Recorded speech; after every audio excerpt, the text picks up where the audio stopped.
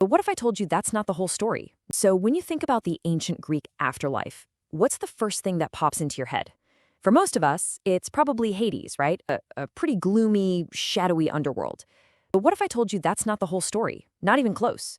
The truth is way more complicated and, honestly, a lot more fascinating. We're going to take a journey into the Greeks' ever-changing beliefs about the soul, and our guide is the incredible foundational work of scholar Erwin Rohde. Oof, just listen to that. That's the ghost of Achilles himself from the Odyssey. It is bleak, isn't it? And it just perfectly sums up the main Homeric view that any life, literally any life on Earth, was better than being a mindless shadow in the underworld. So this is our starting point. This is the official story. The epic poems, the Iliad and the Odyssey, they were basically the Bible for Greek culture. They laid out this really clear, almost streamlined picture of the world, the gods, and yeah, what happens when you die. And for a lot of people, for a long time, this was the final word on the matter. Okay, so in this official version, your soul, your psyche, it wasn't really you, not the you that you know. It was more like a weak echo, a flimsy dream image of you with no real strength, no memory, no consciousness. The moment you died, it just kind of fluttered away to Hades, totally cut off from the world of the living. To put it bluntly, it was powerless and, well, pretty pointless. But here is where it starts to get really interesting.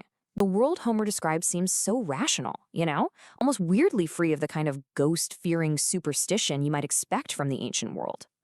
But if the soul was really just this harmless, pathetic shadow, why on earth did the Greeks perform such elaborate, sometimes even gruesome, rituals for their dead? Something doesn't add up, and the poems themselves, they actually contain clues that contradict their own story. And these contradictions, as our guide Erwin Rohde points out, they're not mistakes. No, they're more like echoes. Echoes of a much, much older, pre-Homeric faith, from a time when the dead were considered anything but powerless. Rohde has a great word for these clues: survivals. Just think of them like cultural fossils. They're these old rituals and phrases that are stuck, embedded right in the Homeric epics, but they don't quite fit the official Homeric view of things. They're pointing back to a time when the soul was something to be feared, to be worshipped, and was believed to have real power over the living. So you get this weird split. On one hand, Homer tells us the soul is a witless shade. But then, on the other hand, he shows us these rituals that treat the soul like it's a conscious being that needs to be fed and kept happy. I mean, look at the funeral of Patroclus.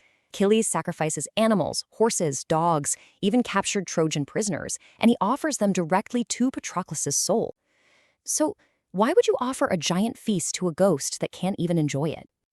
And this contradiction is just on full display when Odysseus goes to the underworld.